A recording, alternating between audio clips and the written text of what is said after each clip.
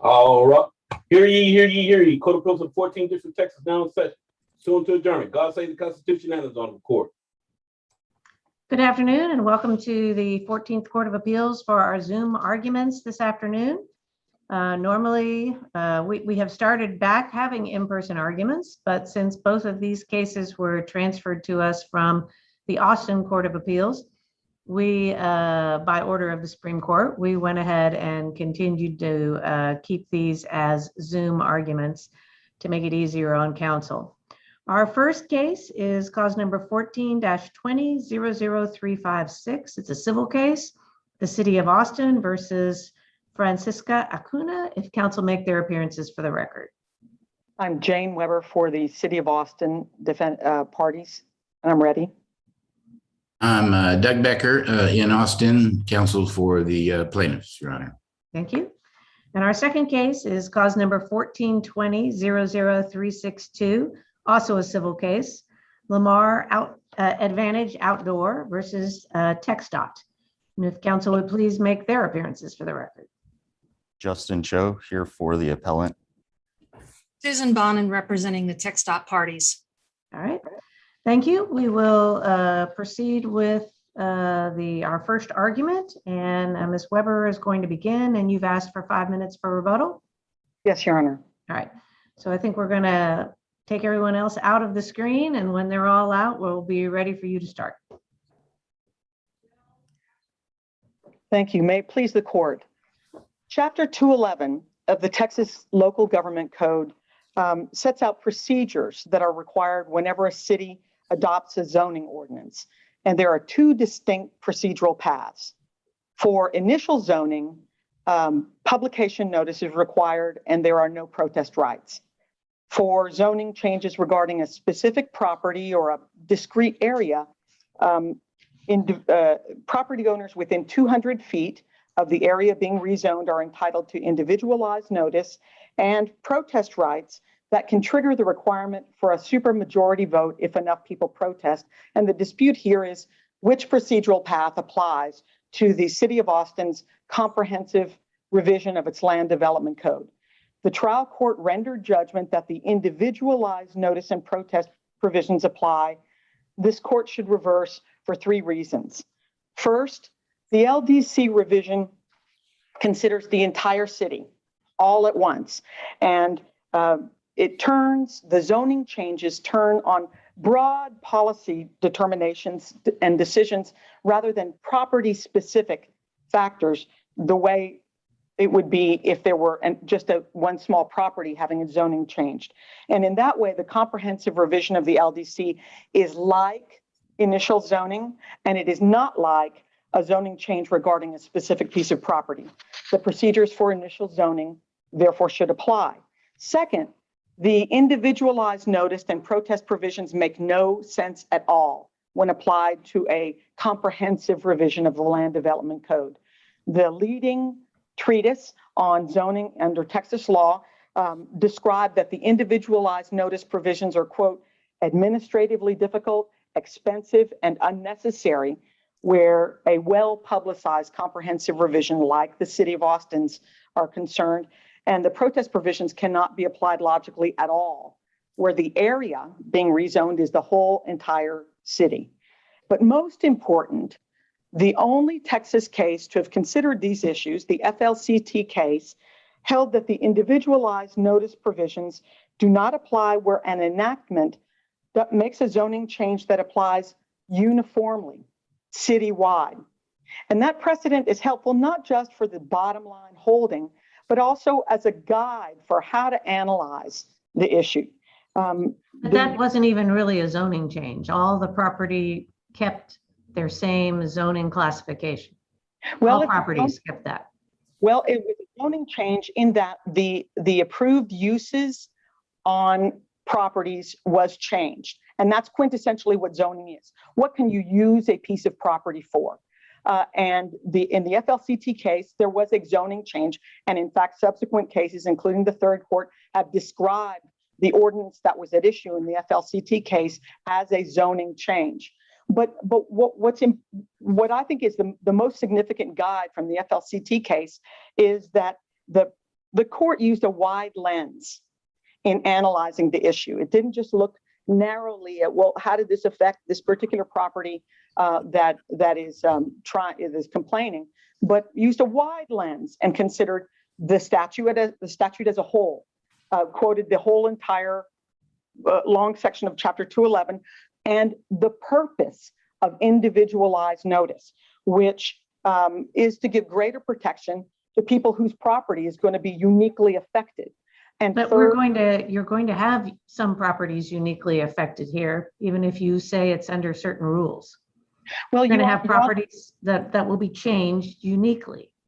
Your Honor, every property within the city of Austin is going to change. They are all going to change in some way, and we do not discount that. But the key is that they're not going to change in a way that is distinct or unique from the city as a whole. Every property is going to change pursuant to the rules, the conversion rules in the conversion table that accompanies the LDC revision, not on property-specific basis, but on broadly applied rules that will apply across districts and boundaries. For example, in the conversion table that's attached as Appendix 2 to our brief, that has the current zonings, the applicable rules, and then what the zoning will be changed to. Just to use as an example, my house. My house is in Central Austin, and my current zoning is SF3. It's a single family house in a residential neighborhood. The rule that will apply to my house is B.1.A, which is because I'm within so many feet of a corridor, and that will make my house be RM1, which will be residential, but I can have up to 6 units on my lot, subject to the size of my lot. And every single SF3 property in the city of Austin that comes within rule B.1.A, that is within so many feet of a corridor, will become RM1. So none of us will be uniquely affected. None of the property owners within the city will be uniquely affected. And that change from SF3 to RM1 will apply across every neighborhood from north to south to east to west. And none of these rules are map-based or area-based. They're all text-based. And that's something that Doesn't the plan also say that ultimately the decision on the map supersedes the rules? To the contrary, Your Honor, it's the exact opposite. The rules supersede the map. The map is there as a convenience, but the conversion table provides expressly that to the extent of a conflict, the conversion table trumps the map. And this objective application of rules that applies citywide in every area, that takes it out of the situation. May I ask you a question? Are you contending that this is a repeal of the current zoning and an adoption of a new plan? It is the adoption of a new comprehensive land development code. It will not expressly repeal, it will supersede. What's the difference and why are you using that terminology? The reason I'm using that terminology is that and mind you, Your Honor, none of this has passed yet. So things could change. None of this is final at this time, but the current plan is for the current land development code, the zoning code portion of the land development code is within Title 25. And that will remain in place, and we'll adopt a new Title 23. And the reason that Title 25 will sort of live in the shadows, and that is because there are other places within the city code that reference existing numbers of provisions that are within Title 25. So in order to minimize disruption, it's going to sit there. It will be superseded in all of its component parts, but it's not going to be a wholesale procedural repeal of the prior zoning code. Well, let me ask this. You began your argument by saying that there were two means of two provisions or vehicles under Chapter 211. There actually are three, and that would be the joint going the joint route with the commission and council. And then you said that none of this is final. So why can't you go the third option at this point? Or why didn't you go the third option initially? Can you still go the third option and do the citywide notice without giving individual notice? Well, Your Honor, that third route, the opt-out provision, doesn't apply automatically in a way that the initial voting and specific property changes apply automatically. It's an opt-out, optional, doesn't always apply provision. And so whether that exists doesn't answer, it begs the question of which of these two applies in this instance if we don't choose to go that route. Well, it counters your argument that giving notice would be burdensome because you have this alternative option. Well, yes, Your Honor, but if we went that route and did the joint meeting between the Planning Commission and the City Council and did the opt-out and did whatever kind of notice we want, as is permissible under that opt-out provision, that is terrible policy in terms of what you end up with at the end of the day on your land development code. And here's why. The requirement that the meeting be held together, it takes away the entire benefit of having the Planning Commission do its work first.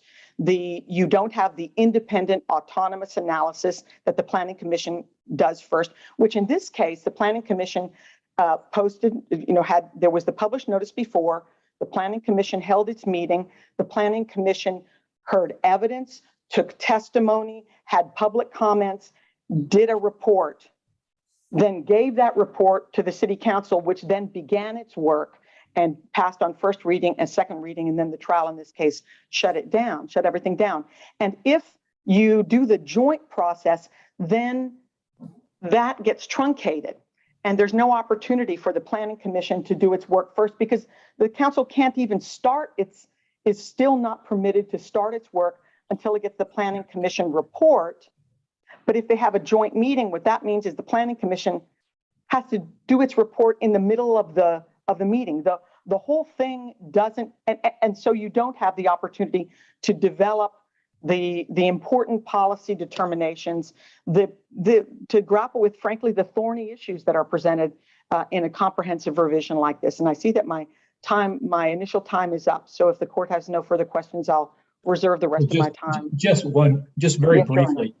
very briefly, you said at the very beginning there were three reasons. Just for a title, what was the third reason? The third reason is that as the FLCT guides us, you should view this with a wide lens and consider what the LDC revision does, how it actually works, how the statute actually operates, how it actually accomplishes the zoning changes, and the fact that the definitive treatise, the Mixon treatise, says. All right, so you talked about those already. Yes, Your Honor. Okay. All right, thank you. You'll have time for rebuttal. Thank you, Your Honor. All right, now we'll hear from Mr. Becker. May it please the court. Cities who engage in zoning have very wide latitude and lots of deference when it comes to the substance of the zoning provisions that they want to enact. When it comes to the manner in which they must enact them, set forth in the local government code, they have no latitude and they must be in strict compliance. The Bolton versus Sparks, Texas Supreme Court, 1962, 59 years ago. Each act required under the local government code is essential to the jurisdiction of the city council. Each must be rigidly performed. No leeway, no substantial compliance doctrine that applies. There's no excuses and there's no whining. I'll get back to the whining point in just a minute. The local government code says that it applies when you have the amendment, repeal, or other change of a regulation or boundary. amendment, repeal, or other change. The city can't get around that no matter how much they try. And I will address all three of the ways that Ms. Weber says that they are trying. But there were stipulated facts when this case was tried. They've already stipulated, in my opinion, that the statute applies. If you look at joint stipulations of fact, number 31 and number 40. 31 says the zoning code revision would change the zoning regulations, zoning classifications, or zoning district boundaries of most of the property in Austin. Stipulation number 40 says the city of Austin did not provide individual written notice to any property owners or the plaintiffs of a proposed change in the zoning classification on their property or nearby property. They've already stipulated that they have not met the requirements of the statute. They're trying to say that this is like new zoning. They're saying at various times that it is similar to, it's akin to, it's analogous to new zoning. They say that, we counted them up 9 times in their brief and several more times in the reply brief. But the statute must be strictly followed. No exceptions. There's no exception in the statute to comprehensive zoning, which is what they say that they're doing. Statute could have been written that way. There are cases from other states that are in our brief where some state legislatures specifically exempted comprehensive zoning or specifically said you don't have to give notice and honor protest if you're zoning more than 2/3 of the area of your city. Legislature had that option and they declined to utilize it. Council, how do you then deal with the 2 California cases, Wanamaker and Claremont, where they said that being akin to new zoning does then exempt the city from sending out individual notice? I think our brief addresses that in a lot more detail. And I think that you will find it's because of differences in the statutes, the way that they were written. And I think that those statutes absolutely do not apply, and neither does, by the way, the Frisco case, which is the case that they're putting all of their eggs in that basket. It may have a wide lens, but it has a very narrow holding. The case holds at page 265, and this is the Texas case. Individual notice is not required where a zoning ordinance change applies district-wide or across multiple districts without a change in classification of the individual owner's properties. That's the holding of the case. Here, the classification of every individual's owner's property has been changed. And so, therefore, Frisco is of no help to them.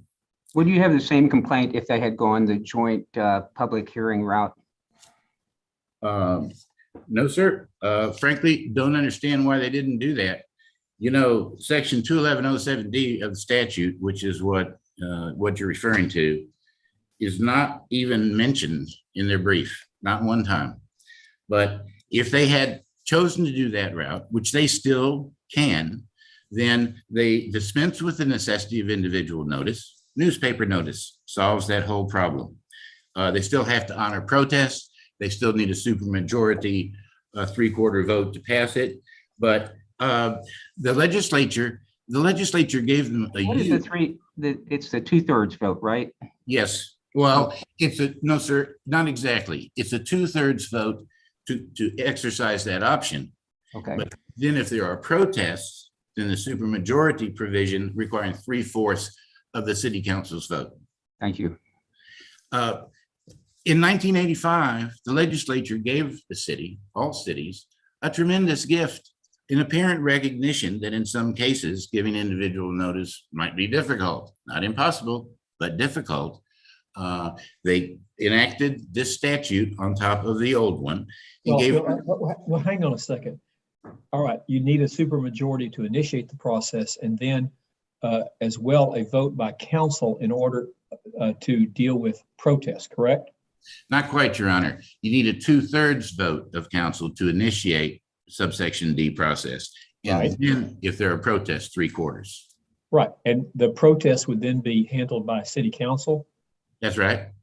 So that, and at this point, the records show, I believe the brief said there were 14,000 protests that have been filed.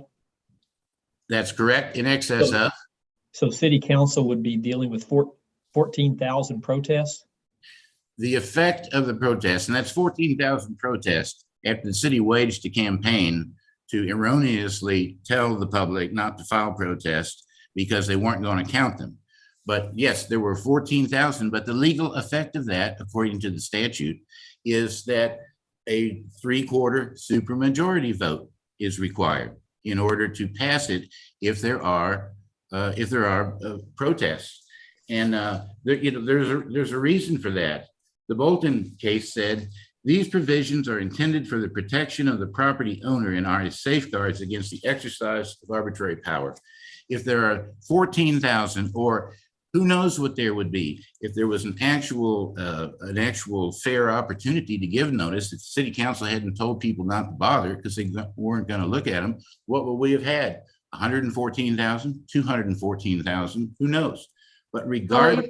If you give individual notice under C, 2111-007C, do you still have the 3/4 vote over a protest? If there are protests, yes, ma'am. No matter which route you go, if there are protests, the legislature said you got to have a supermajority. And it only makes sense. If you're doing such fundamental changes here, affecting so many people, then there should be a solid consensus. You know, the reason there's a difference between initial zoning and this kind of zoning is this. When you have initial zoning, property owners aren't zoned yet to be anything. When they buy their residence, they know, well, I'm not zoned now, but I'm at risk of being zoned at any time. And a simple majority can do that. And I can protest and have my voice heard, but it's not going to trigger any kind of supermajority requirement. But our plaintiffs are people who bought property in their residential neighborhoods that was already zoned. They have some expectation that that zoning is going to be maintained unless there's a very good reason to change it. These people, thought of them bought on little residential streets with not much traffic where their kids can ride their bikes. And now the city wants to come in and put in high-rise condos or much greater density, which is going to essentially change the character of those neighborhoods.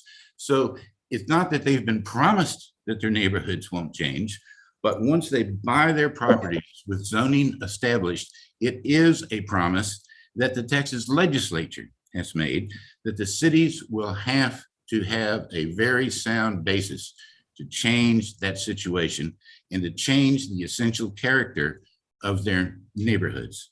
That's why there's this difference. And that's why the plan that the legislature set out makes sense. And that's why if that's the kind of thing that they're going to do, that they should be required to answer for it. There are, in the brief, the city relies heavily upon a comparable equivalence argument, saying that these are across districts and across boundaries, and there's comparable equivalence. Council mentioned that in her argument. There's no such exception to the statute in the first place. Therefore, none exists. Second of all, it's not true. The record doesn't bear it out. The record establishes the opposite. They're the same zone plaintiffs that are zoned exactly the same are set in many different classifications, and the changes are very dramatic. Plaintiff Roger Falk has the density, and I'm using density, of course, everything changes, density and setbacks, environmental concerns, all sorts of things. But to me, density is the most dramatic change because that governs how many living units can be built on your property. Mr. Falk, his density went from 7.6 to almost 70 under the plan. Alan McMurtry from 12 to 15 to almost 70 under the plan. Plaintiff Pat King, her density went from 12.5 to 60 under the plan. And if you look at the record, we have 11 plaintiffs of our 19 plaintiffs, 11 of them are zoned single family 3 in P. Those 11 plaintiffs are going to 5 different zoning classifications, 5 different ones. So how the city can maintain that similarly situated plaintiffs are being treated the same is beyond me. It's not true, and the record refutes it. In the cases of our 11 plaintiffs, depending on which of the 5 different new classifications the city wants to put on them, they all right now, since they're zoned the same, their density is 12 to 15. But one of them will go to 18, one of them will go to 70, and one of them, who's being thrown in with RMI, will go to 90. Okay, that's a fundamental change. It's fundamental change in the property, and that's why it has to. That's why when the protests come in, the supermajority vote is required. The one out-of-state case I will direct you to is Levin versus City of Parsippany, New Jersey. Case is directly on point. It has similar zoning statutes, and the reason is 1925, there was a model law that was passed, which became, in various versions, in Texas, our local government code. And the state of New Jersey required notice in protest, and this city tried to rezone without notice in protest. The Court of Appeals held in favor of the city, saying, we can't believe the legislature would have put this terrible option, this egregious option burden on the city for all this notice and all this protest when they have this important work to do. And the New Jersey Supreme Court said, well, we can conceive of that, and we don't have to debate the merits of it. It's what the legislature said, and it's exactly what the Texas legislature has said in this case. And the Supreme Court of New Jersey said, doesn't matter if it's hard. It doesn't matter what's required. The statute says you have to do it. If you don't want to do it, go back to the legislature and get them to change it. And I think that's where the whining part comes in. The city the city is complaining about some of the requirements in the injunction also. So if the final judgment stands, the city will have to start all over with individual notice, correct? Either that or adopt the option route and put notice in the newspaper. Okay. And they're contending that there's loose language in the judgment. So what happens if you think that they have somehow violated the loose language in that judgment? What happens then? Well, I don't believe there's not any loose language in the judgment, Your Honor. I would take issue with that. The city has waived any claim to loose language because by failing to ask for findings of fact, conclusions of law, for failing to raise any objection, they've waived it. You can't ask for findings of fact when you have stipulated facts. Well, yes, Your Honor, you can, Your Honor, because the case was not tried 100% on stipulated facts. There were 65 exhibits that came in addition to the stipulated facts. So there certainly were facts that were disputed at trial and argued about at trial by Ms. Weber and by me. And so it was they could have done that, or they could have made the trial court aware of their complaints about the form of the judgment. The Texas law, and it's particularly in the Third Court of Appeals, where you're bound by, since that's where this case came from, says you can't complain about the form of a judgment that you didn't tell the trial court what your complaint was about. They say, oh, we told the trial court in a pretrial brief. Okay, I'm sorry, that doesn't work. Pre-trial, you've got to tell the judge after trial. And so the judge said, follow the statute. Okay, if that was not, I don't know how you could be clearer than that. And if it wasn't clear enough for them, it was their burden and obligation to ask for something more specific and object to it. For example, the judge basically said you have to give individual notice. The judge did not discuss the other option, correct? No, Your Honor, that's not correct. Here's the final judgment. And in page 3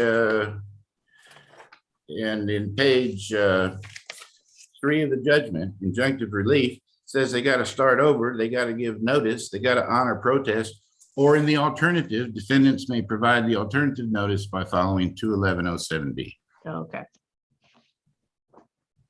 So if they did that, then we wouldn't have any problems with respect to the language in the judgment. That's right. I don't think we have any problems right now, but we certainly wouldn't have any. The judge gave them a roadmap on what to do, told them to follow the statute if they wanted to do it again. And the judgment is very clear. What they have to do is what they've done multiple times in the past when they've done rezoning. Stipulations of fact 51 through 55 detail 4 times in the past where the city has done this over large tracts of land. They know how to do it. And that was the proof at trial. And they can do that again if they want to do that or go their alternate route, an option the legislature has given them. All right. Any further questions for Mr. Becker? No. All right, we'll have rebuttal.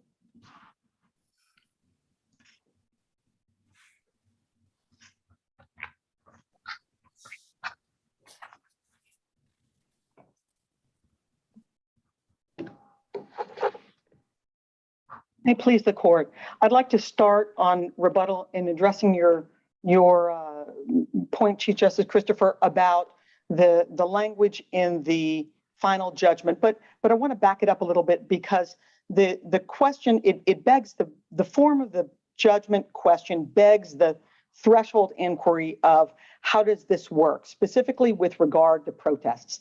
I'd like to talk about protests because Mr. Becker's entire argument to this court regarding the protests doesn't address at all really where the horse is buried, which is 20% of what? The filing of a protest, 1 or 14,000 or 100,000 protests, does not by itself trigger the requirement of a supermajority vote. Only if the protests are by property owners of 20% of the area being rezoned. What is the area being rezoned here, where you have a comprehensive revision of the land development code that will, in fact, make at least some zoning change to every property in the city of Austin? The judgment says follow the statute. Mr. Becker says follow the statute. Well, how does that apply? How does that statute apply? If the denominator of 20% is the denominator, the entire area of the city of Austin, we need guidance on this from the court. What does the statute provide regarding protests? Why didn't you go back to the trial court for that guidance before you got up here? Why isn't that waived? Well, Your Honor, we argued it to the court, not just in pretrial briefings. We argued it during the briefing.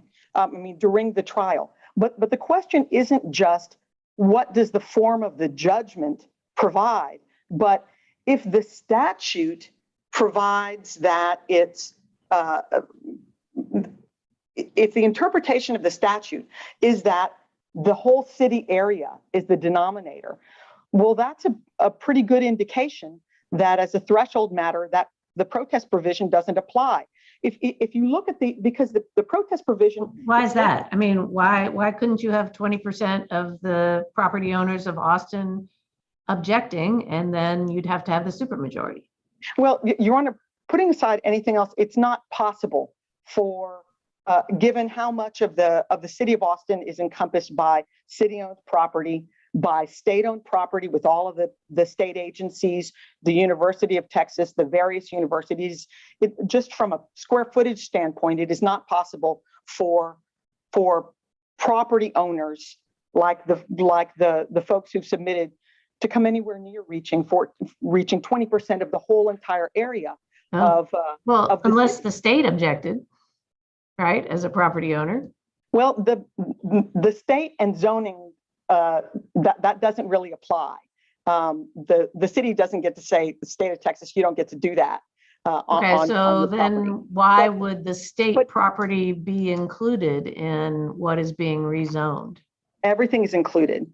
It would be included.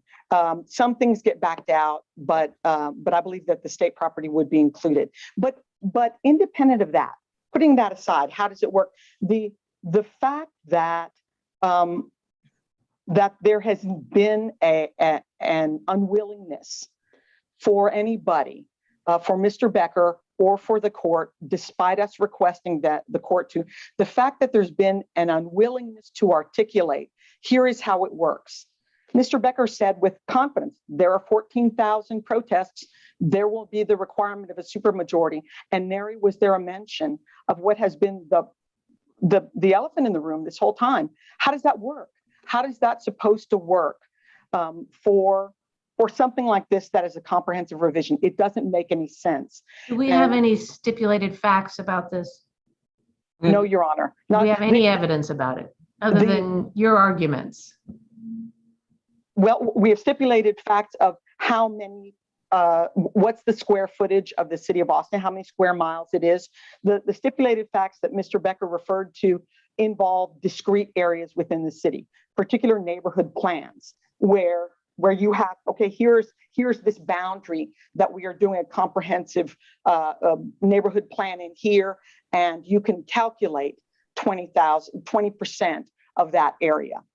Within that, there's nothing that So he argues neighborhood by neighborhood. But that's not what the LDC revision is doing. There will be one document. It is not final yet, but there will be one document that will accomplish everything citywide. And in that way, it is different from the New Jersey case. The Levin versus Parsippany case involved a 17-acre tract. If we were talking about 17 acres, no question, a discrete tract like that, there'd be individualized notice, and there would be protest rights that could in fact be implemented. Where you cannot implement protest rights in a meaningful way. And backing up again to what I said at the beginning, that the city of Frisco, the FLCT case, I think is a good guide because it shows the importance of viewing the statute as a whole. And how does this actually operate? So, I'm sorry, is the 20% based on ownership or residency? It's the area. It's an area. So 20% of whom in the area being rezoned?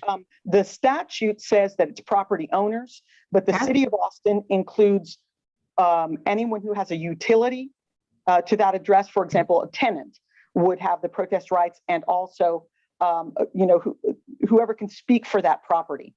And so and we included some of this in our brief regarding how the protests are calculated, but it is an area issue. And it applies logically where you have a discrete piece of property, you draw a boundary around it, 200 feet around under the statute, 500 feet around under the city's code, and you calculate within that, did 20% of that area, did the owners of 20% of that area? But that's the city ordinance as opposed to the statute. The city ordinance makes it 500 feet. The statute makes it 200 feet. But the analysis, the way the calculation works is the same thing. It's 20% of something. And that's the question mark that nobody has articulated. What is the denominator in that calculation, the area calculation? And we submit that why aren't you arguing that it's the number of owners of property in Austin, whatever that number is? Because that's not an appropriate part of the calculation. It doesn't matter the number of property owners, it's the area. It's calculated by area. In the 200 feet, you draw a circle 200 feet around let's say it's a single piece of property that is getting rezoned. You draw 200 feet around it. And if that cuts off a corner of my lot so that I've got 12 square feet in there, well, then that's my 12 square feet of area. So then all of the property owners within that affected area the folks who are uniquely affected by that zoning change, they protest or they don't protest, and then the city calculates through a complicated process that's described in our brief, how much area did the owners who protested, how much area does their property cover within the affected area as a whole, within the 200-foot circle or the 500-foot circle. And if it's more than 20%, then that triggers a supermajority. The mere filing of a protest doesn't. Gotcha. Justice Zimmer? Yeah, thank you, Chief. What I haven't heard is an indication that there hasn't been a significant recharacterization of some of the residents' properties here, as mentioned in Mr. Becker's argument. You're not suggesting that this plan doesn't significantly recharacterize some of the properties? Well, Your Honor, first, it's not final. Nothing is final yet. We do not know what the final set of rules are going to be, what the city council is going to do. This is not final. This is not a final enactment. But second, I don't dispute that some properties within the city may be significantly changed. The city's position, and I don't discount, we do not discount at all the fact that every property is going to have some changes here. Austin is growing. We are a big city. The existing land development code was adopted in the 80s at a time when it may be a tenth of the current population. But the point here, the city's point here, is not that people won't have a significant change, given properties won't have a significant change, but that the changes will be applied uniformly, categorically. Not every SF3 property in the city is going to convert to RM1, but every SF3 property that meets Rule 8.1.A, if that's what ultimately is in the final code, every SF3 property, north, south, east, west, that meets this rule will get that new zoning. And that will apply categorically, uniformly. So my property won't be affected in a different way from every other SF3 property in the whole city that meets that rule. And the City of Frisco court looked at that, looked at what's the purpose of the individualized notice and protest provisions. The purpose is to give extra protections to people whose property will be uniquely impacted. And where you've got something that applies citywide, across boundaries and districts, nobody is uniquely affected, different from every other similarly situated. And similarly situated is not by map. They didn't draw a boundary around Clarksville or around Hyde Park or around Allendale. It's citywide. Every SF3 who meets B.1.A will become RN1 or whatever it is that the final is. And because of that categorical method, the text amendment method, that's why Nixon, the leading treatise, says the individualized notice and protest rules do not apply. That's why every city in the state of Texas that has undertaken a comprehensive revision in the last decade has done this. The Brenda McDonald affidavit at paragraph 13 enumerates about a dozen cities in Texas that have done exactly what the city of Austin is doing here. And we encourage the court to follow that well-trod path that actually follows what the statute actually performs, the way that the LDC revision actually works, and reverse the judgment of the trial court. Thank you. Thank you very much for those interesting arguments. The case is submitted and those two advocates are excused. Thank you, Your Honor. Thank you.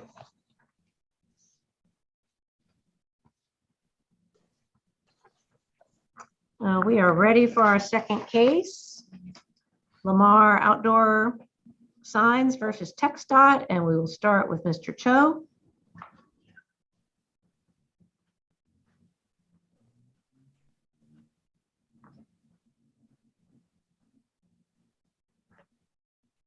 And Mr. Cho, you've reserved 5 minutes for rebuttal.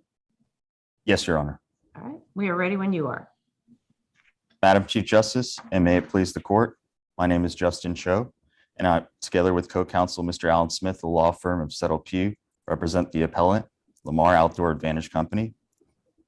This appeal seeks to reverse the trial court's grant of a plea to the jurisdiction asserted by Texas Department of Transportation and its executive director and director of the right-of-way division named in their official capacities, which operated to dismiss with prejudice all of Lamar's claims filed in the suit. Lamar asked this court under de novo review to find that the department's officials exceeded their legal authority and otherwise improperly and selectively applied its state agency rules, which Lamar likewise challenges as constructed in controlling, here ordering the removal of 3 commercial signs located along I-20 and also US 80 in Northeast Texas. And these signs were erected and maintained prior to the adoption of the Texas Highway Beautification Act codified in Chapter 391 of the Texas Transportation Code, otherwise the Texas HBA. I will first discuss why Lamar's ultra vires claims fall outside of the protections of governmental immunity and within the jurisdiction of the court. And secondly, I will explain how Lamar pled valid Administrative Procedure Act or APA claims for which immunity is expressly waived by statute, challenging the applicability and validity of the department rules. These are also regulations, but I may refer to them sometimes as rules. As a brief preliminary matter, these signs were erected in 1948, 1966, and 1969 and continuously maintained thereafter. TxDOT only first obtained its authority to regulate and control signs after the passage of the Texas HBA, which was effective in 1972. It follows why these 3 signs in question obtained their initial permits in 1972 and 1973 from the department, how these signs continued with the issuance of grandfather permits under the department's regulations, and how these 3 permits were continuously renewed without issue through 2011. The Supreme Court of Texas recognizes that an ultra vires claim is one that alleges a governmental official acts without legal authority or fails to perform a purely ministerial act, and by doing so exceeds the bounds of the authority for which no discretion is afforded. Here, Departmental Rule 21.172, referring to 43 Texas Administrative Code Chapter 21, requires the sending of mandatory notices of renewal, and there are 2, due in advance of the expiration of the permit, and provide the corresponding opportunities to renew and also late renew. The timing is as such. Does violating a department rule lead to ultra vires complaint? I thought it had to be a violation of a statute. So the enacting statute in question, which is Chapter 391, has a provision in it in 391.068, which states that the permit shall be issued to any valid license holder that complies with the license application procedures, and also the sign was erected or maintained in accordance with the chapter when it became subject to the department's control. And so here, That's referencing to 21-150, which is the continuance of non-conforming commercial signs. Is that right? yes, Your Honor. Thank And so the department officials simply do not have any discretion to order the removal of Lamar signs, because the officials must first send those 2 notices and offer those 2 procedural periods of renewal and late renewal. And again, those are department rules, not statutory rules. Right, but in all fairness, Your Honor, the departmental rules are the department's promulgation of its rulemaking authority, which was granted under the enacting statute, which is to provide a time and manner for the issuance of permits and the renewal of permits. And so the rules, in a sense, operate to show the departmental's interpretation of their enacting statutory authority. And certainly there's no discretionary language in 391 that suggests that renewal procedures, that is, if it's a valid license holder and the sign is legal, and when it came under the department's control when the chapter was enacted, then again, this goes back to the idea of these signs predate the HBA, and therefore the department rules also follow this same line of thinking because conforming signs and non-conforming signs are treated disparately. But the department rules also say that a permit expires in 1 year. Your Honor, it says that 21.17B says automatically expires, and 21.171A says expires without renewal, or I'm sorry, the expires and it's based on its validity. And so if you go to 21.198A, which is the departmental rule, which the officials cited as the basis for the issuance of the orders of removal, say that the permit must expire without renewal. And so our contention is that the permits have not expired because the late renewal procedure was not, the notice wasn't provided and the corresponding opportunity to late renew was not provided. And so, but for the refusal to send these notices in 2011, Lamar would have been provided notice and opportunity, threatening its impairment of its rights, its property interest in its sign. And Lamar actually further alleges that it did attempt to renew its permits in 2016 when it self-discovered the issue. And it certainly tendered performance of late renewal fees to TxDOT, which they kept and they have kept to this day. So compelling a declaration of adherence to the performance of mandatory non-discretionary acts, such as the sending of notices and the corresponding opportunities to protect right, privilege, anything that's constitutionally recognized, and the permit holders expecting certainly to receive those notices, the same is not a state, it's not a claim to control state action. It's a claim to reassert control over the state, over its officials. And that go back to the line cases that go back to Heinrich. And so accordingly here, Lamar's ultra vires claims are sufficiently pled and they're jurisdictionally recognized. How do you distinguish Reagan National?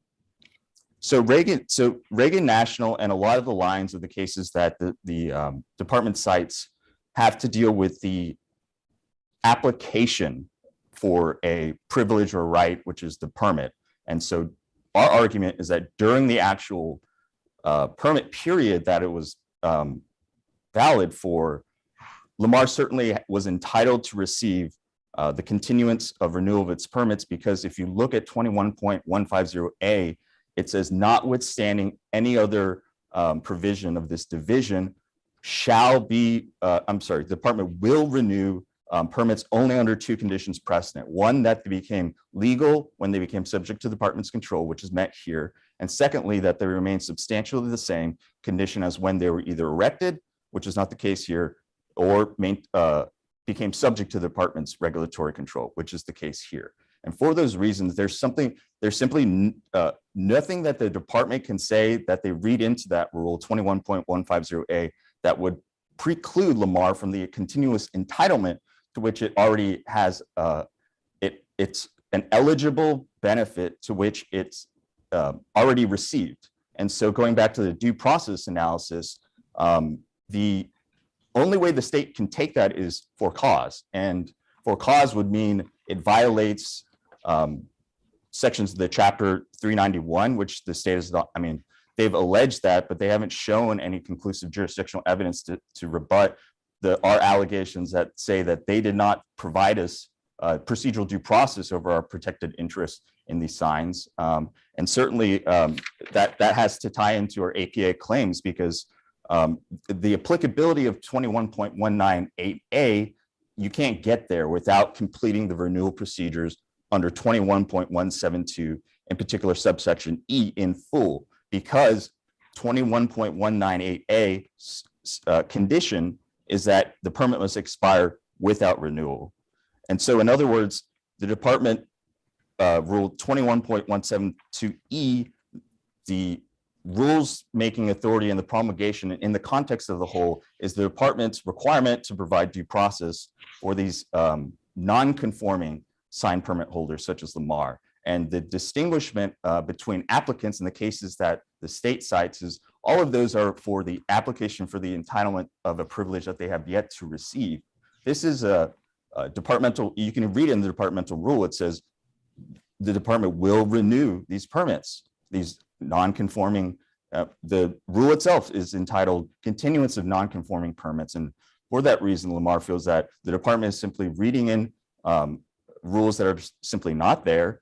And therefore, the validity challenges in the alternative come into play in that sense. But certainly Lamar, in whatever sense, was never afforded due process, procedural due process, notice and opportunity to prevent the impairment or the threatened impairment of its rights and privileges in its signs.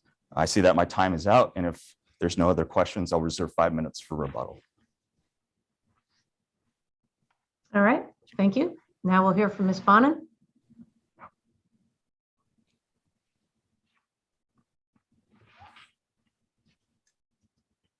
May it please the court. My name is Susan Bonin, and I represent the Appalachian Texas Department of Transportation and its officials, Mark Williamson and Kyle Madsen. The trial court's dismissal should be affirmed because the TxDOT parties have not waived sovereign immunity with respect to Lamar's declaratory judgment action claim, its rules challenge, and its inverse condemnation claim. In addition, the case should not be remanded for an opportunity to amend the pleadings. And unless the court would prefer a different order, I will address each of Lamar's claims and then address the remand issue. Starting with Lamar's declaratory judgment action, there are several reasons why the courts have no jurisdiction over the claim. First, Lamar has not actually challenged the validity of an ordinance, statute, or franchise. For example, in the National Media Corp case that's cited in our brief, the Third Court of Appeals held that the court had no jurisdiction over a claim seeking a declaration that national media was entitled to register and relocate a sign because national media was not challenging the validity of the city's ordinances. Likewise, here, the courts have no jurisdiction over Lamar's declaratory judgment claims that it was entitled to renew its permits because it is not challenging the validity of a statute. The second reason why this claim is not viable is that effectively they're attempting to challenge TxDOT's rules via a declaratory judgment action claim. But those rules may only be challenged under the APA, which is in the second part of their case. But the point is they can't do it under the Declaratory Judgment Act. The third reason that the claim is not viable that has been addressed to length already is the ultra-virus nature of the claim. They have not alleged a viable ultra-virus claim.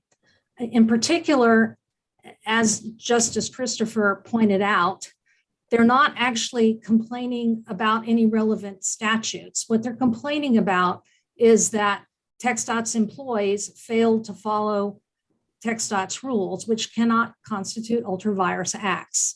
And effectively, they're complaining about what they think is a wrong decision, but not about the lack of statutory authority. Really, the heart of their complaint is that they think TxDOT's officials made mistakes in applying TxDOT's rules to determine that Lamar's permits had indeed expired and could not be renewed. But it is not an ultra-virus act for an official to make a mistake or an erroneous decision that is within its authority. And a prime example is the Reagan. Granted, but also I think the allegation is that 43-21-150 created some kind of a statutory right for renewal. Would it be ultra-virus for a Texas official to violate a statutory right of renewal? 43 section or 43 Texas Administrative Code section 21.150 is a rule, not a statute. And if you look at their interpretation of the rule, it simply cannot be accepted. What they're trying to say is that 21.150 sets up the only requirements for renewing a non-conforming sign permit. But if you look at the rule itself, actually what it says is that in addition to meeting other requirements, there are these two other things that must be in place in order to renew a permit for a non-conforming sign. And that is that it must remain, it had to have been legal when it came under the department's jurisdiction, and that it must remain substantially the same. But their argument seems to be that if those two conditions are met, they don't ever have to actually file an application to renew their permits. That in fact, none of the other rules that apply to other permit holders apply to them because they have a non-conforming sign. That's simply not Yeah, true. I'm sorry. I just wanted to focus on whether or not there's an ultra-virus claim here or not. If a government official violates this Texas statute, is that an ultra-virus action? Yes, Your Honor, it could be an ultra-virus action if a government official was violating a statute, but they haven't actually alleged violations of any statutes. The 43 Texas Administrative Code 21.150 is a rule, not a statute.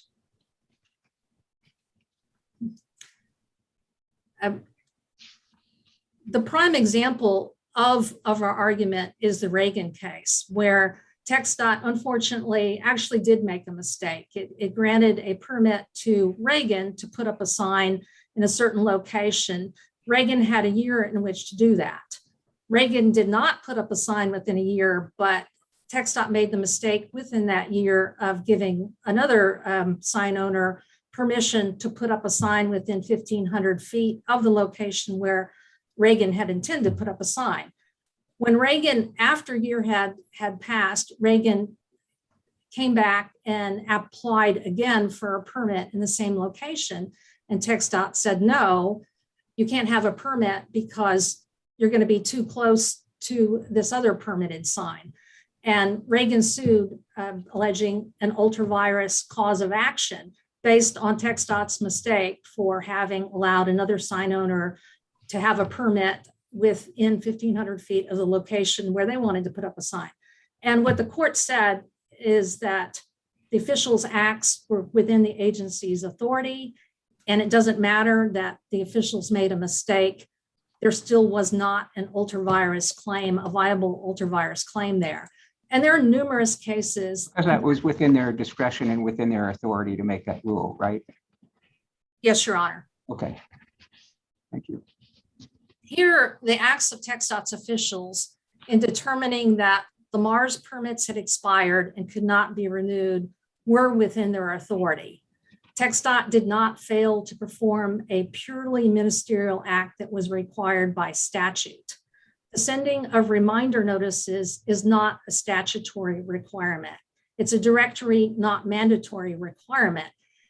And basically, the rules make it clear that you have to renew your permits within a year. 21.171 says, is titled permit expiration and says, quote, a permit is valid for 1 year. 21.172 titled permit renewals states, quote, to be continued in effect, the signed permit must be renewed annually. These are the rules that every permit holder affirms that they will follow when they get a permit. And their complaint is that because TxDOT didn't remind them of their duty under the rules, that their signed permits never expired. And that's simply not consistent with the text of the rule 21.172. It doesn't make the sending of a reminder notice, it doesn't make the expiration of a permit contingent on TxDOT sending reminder notices. Basically, under TxDOT rules, it's very clear permits expire after 1 year, if not timely removed. And TxDOT's rules also require non-conforming signs to meet the renewal requirements. Why does TxDOT keep their money if it's your position that the permit expired in 2016?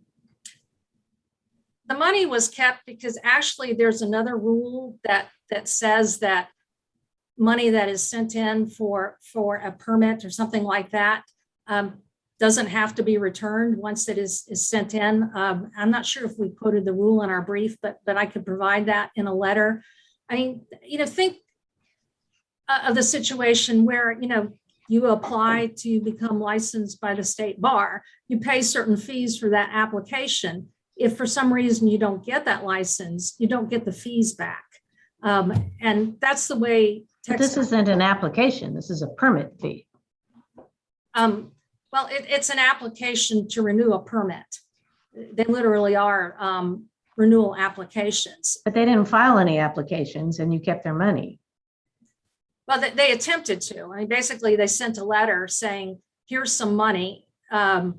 Please renew our applications. And it was received, it wouldn't have been received by, TxDOT's general counsel, who would have, carefully looked at it and tried to determine if they had a right to actually get renewal of the permits. It was money gets sent to a state agency, it gets accepted, it gets sent to the comptroller.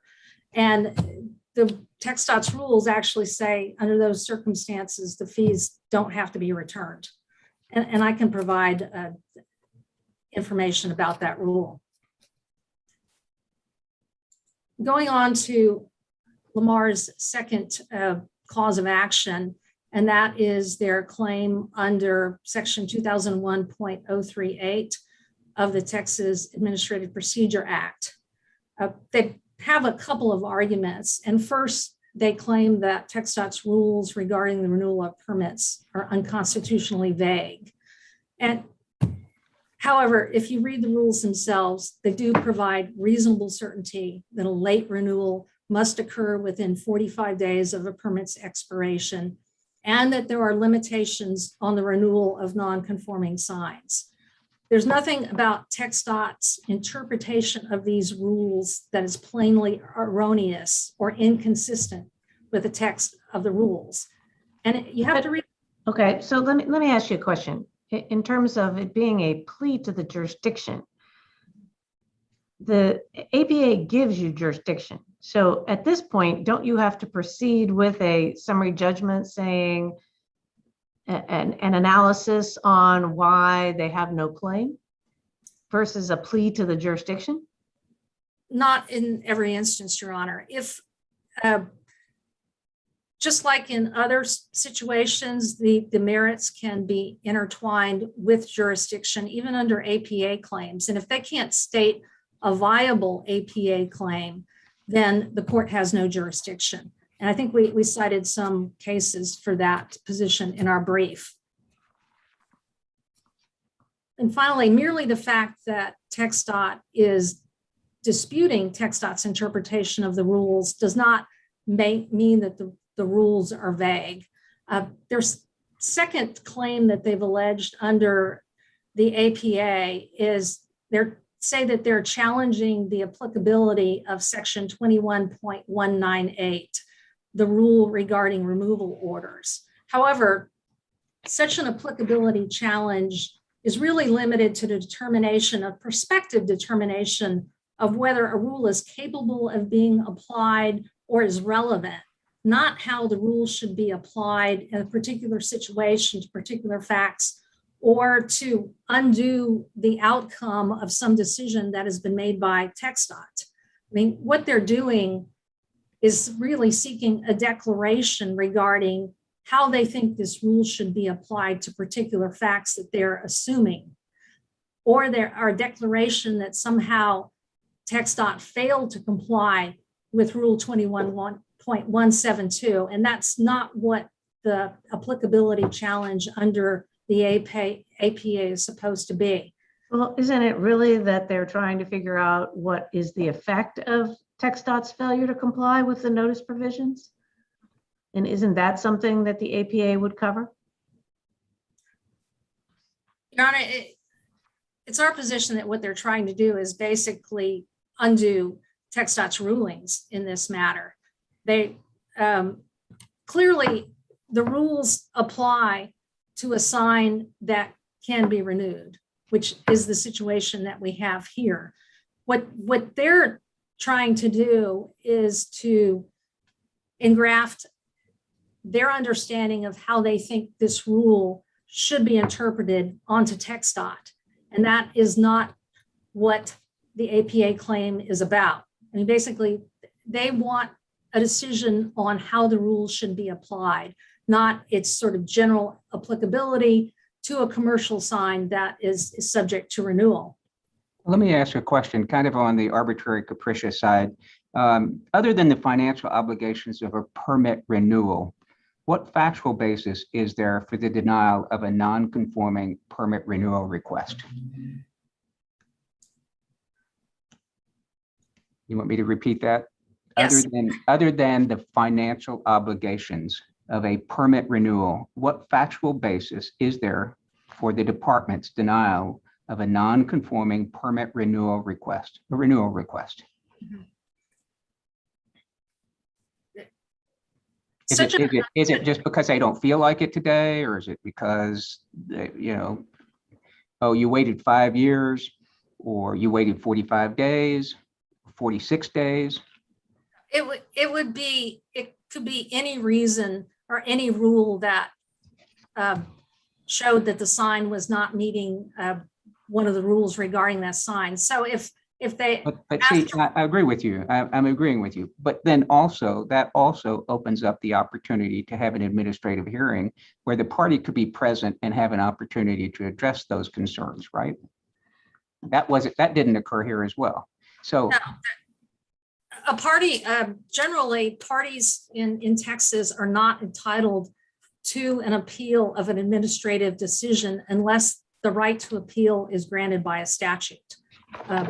And TxDOT's rules and statutes do not provide the right to an appeal from a decision about the renewal of a sign permit. My apologies. To an administrative hearing, at least, though. There was a procedural mechanism for them to be notified and to be present for an administrative provision, an administrative hearing. Is that right? No, Your Honor. No? No. Can you help me understand that?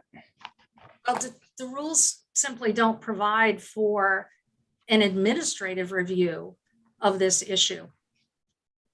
I thought that if there was an order of renewal, give me just a second, 21-198.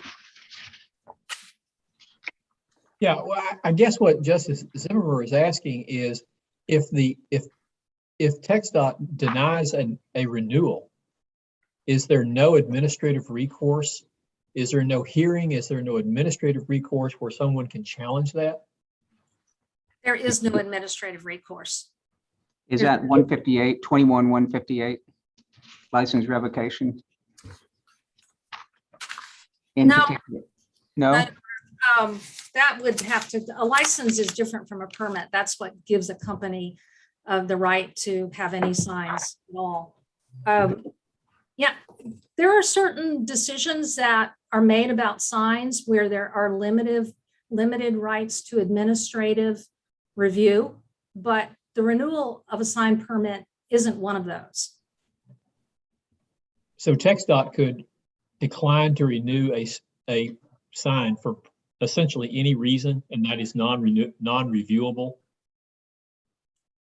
Your Honor, TxDOT does not make it a policy to deny renewals without any reason. They always give reasons, but ultimately, yes, the decision is not reviewable.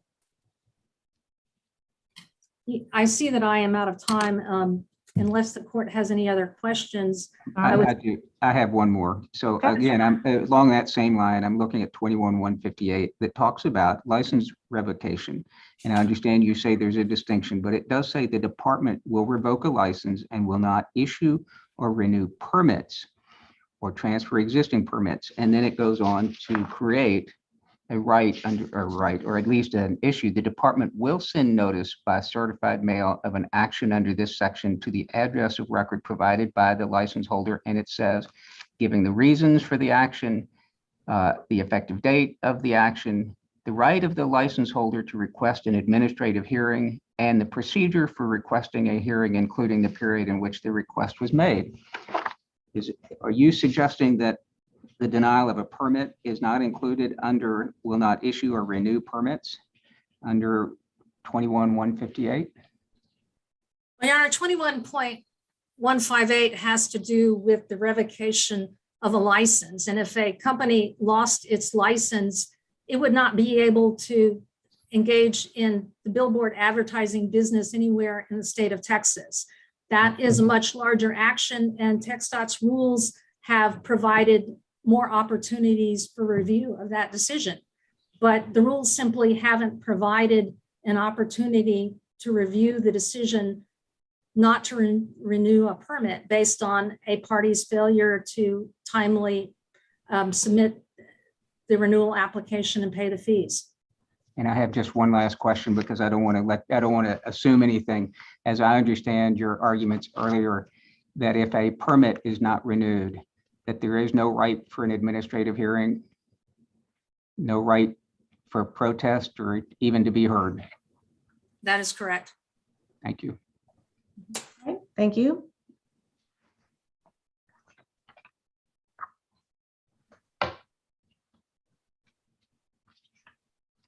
May it please the court, just a few follow-up points on rebuttal here. First, we have to remember here on the standard review, the lens which this court is looking at this issue, the grant of the plea to the jurisdiction. And it's a long-standing principle that when faced with a plea to the jurisdiction, especially in this procedural history where the state amended their pleadings and reliance was made on that prior to the hearing on the plea to the jurisdiction, that it certainly affords Lamar an opportunity to replete. I think that's well established. So the state's argument that we're not entitled to that is simply just not in the law. And certainly if their attack is on our jurisdictional facts, they have not rebutted our allegations as pled. The rule states that it's liberally construed, inferences are made in favor of plaintiff unless contrary evidence is made to the and which the state has not provided any. They chose the legal attack by plea to the jurisdiction rather than simply providing evidence that they did issue these late notices, because the fact is they did not. And as you said, Your Honor, this ties directly into the fact that this goes to no possibility of recourse. This is the notion, the heart of what a procedural due process challenge is. And the fact that the case cites to Reagan, that kind of goes to the mistake of law issue that was addressed in the Supreme Court case Hall versus McRaven, which was faced kind of after Houston Belt had sort of defined what acting without legal authority was. And Hall McRaven went back and said, well, no, it's not every mistake of law. It's you have to take into context the statutory authority, but more importantly, I'm quoting from 241, it's the legal mistake's impact on the authority that carries the dispositive weight for ultra-virus purposes, presumption of incorrect interpretations. And so the Supreme Court clarified its rulings since then in terms of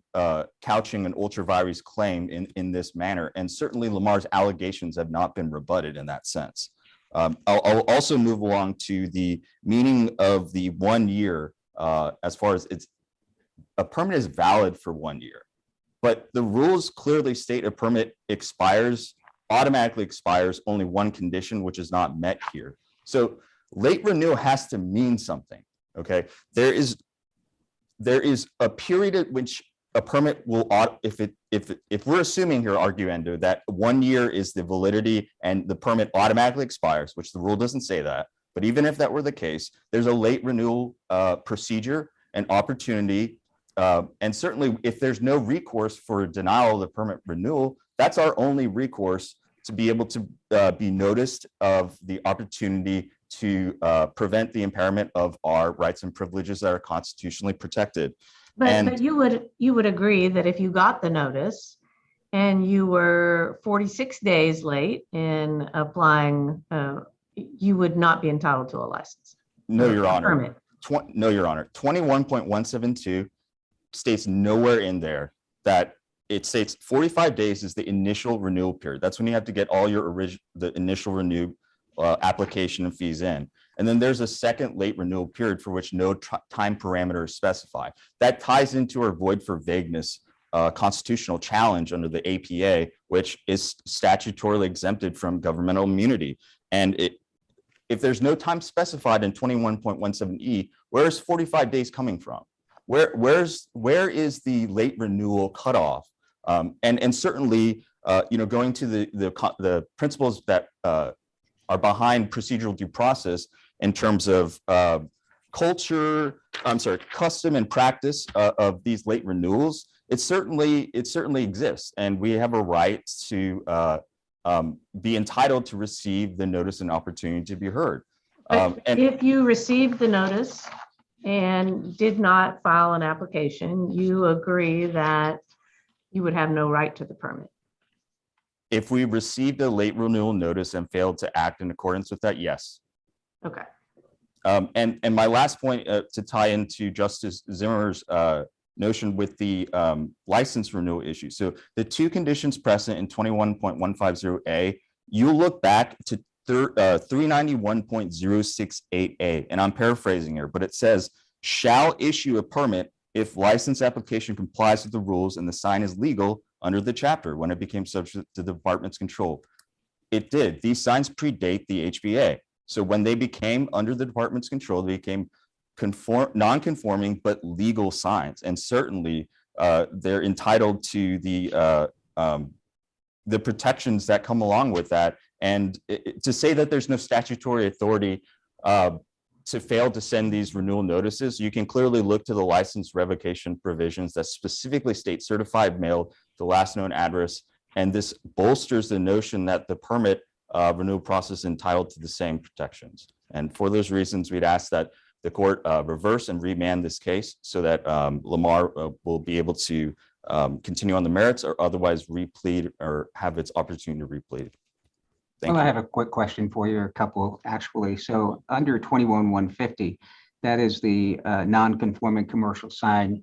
That certainly created the right for non-conforming signs or grandfathered these signs into the statute. Is it your position that this this non-conforming signs only if language is indefinite? That I mean, would there be a requirement to permit at all or ever permit if you look at this language? Was there a requirement to maintain that permit once it was acquired? So the way I can explain this is the whole circumvention allegation from Lamar that we're either they don't have to provide the late renewal, but then we're automatically not in compliance with the division with Chapter 391 and with its rules. So it can automatically proceed to issue the order of removal. That simply it's a circumvention of the requirement of notice and opportunity. And so for the department to make a determination to refuse to issue notice and opportunity to renew, but then just order the removal of the signs, well, that certainly is, it's a inverse condemnation claim. It's physical. I mean, it's a taking certainly of a structure that's a fixture that's been in the ground since earliest 1948 and it's been continuously maintained in accordance with the division and the chapter, and there have been no issues since. All of them except for the permit, right? Yes, Your Honor. Renewal of the permit. All right. So when I look at 21.155 talking about license renewal, what we see in section C, not later than the 45th day after the expiration of the date of the license. This seems to set up some kind of a lapse of the of a permit. How long would that go before? I mean, 1 day, 1 year, 2 years, 3 years? How many? Or is it indefinite? Is that your position that there was no need to renew these permits? I don't want to speak outside the record, but the late renewal notice will specify fee amounts and what's required of the person to renew. And so without receipt of that, there can be no performance by the permit holder to renew it, or at least be afforded its late renewal opportunity, which necessarily implies that it's beyond 1 year.